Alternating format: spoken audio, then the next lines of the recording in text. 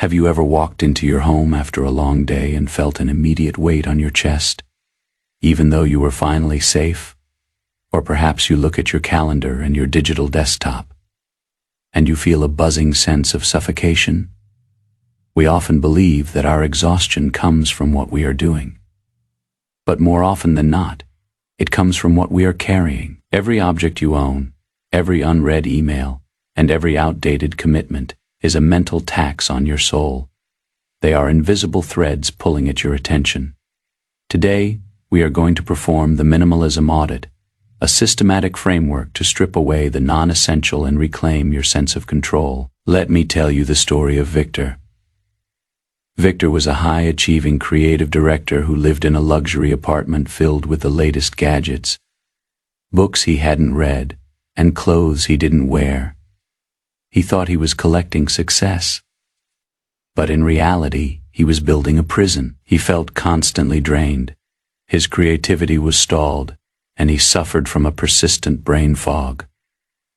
He felt he was losing his healing because his environment was shouting at him every second. Victor eventually sought help from an unlikely source, Evelyn, an 80-year-old archivist who lived in a tiny sunlight-filled studio.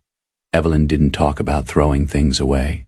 She talked about architecture. "Victor," she said, "a cathedral is beautiful not because of the stones, but because of the space between them. Your life has no space. You need to audit your soul's inventory." Evelyn taught Victor the 3 pillars of the Minimalism Audit Protocol. The first pillar is the physical environment purge. Evelyn explained that every physical object in your sight is a silent command. A pile of laundry says, "Fold me." A broken lamp says, "Fix me." These micro decisions drain your cognitive load. The protocol requires a tactile audit. You must touch every item you own and ask, "Does this serve my current mission, or is it a ghost of my past?" If it doesn't serve the person you are becoming, it must go. Victor spent a weekend clearing 60% of his belongings. As the physical clutter vanished, he felt a strange physical lightness in his limbs. He was regaining control over his immediate reality. The second pillar is the digital detoxification system. In the modern world, our most cluttered space is our devices. Victor's phone was a war zone of notifications and digital junk. The protocol requires a digital zero approach. This means unsubscribing from every newsletter that doesn't provide immediate value, deleting apps that trigger mindless scrolling, and organizing your digital desktop into a clean cockpit. Julian taught him the one-screen rule. Only the tools you need for your deep work are allowed on the main screen. By narrowing the digital entrance to his mind, Victor protected his silence. He was no longer a victim of the attention economy. The third pillar is the cognitive inventory audit. This is the most profound step. It is the audit of your commitments, your shoulds, and your mental loops.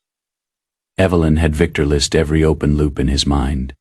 Everything from a project he wanted to start to a person he felt he should call.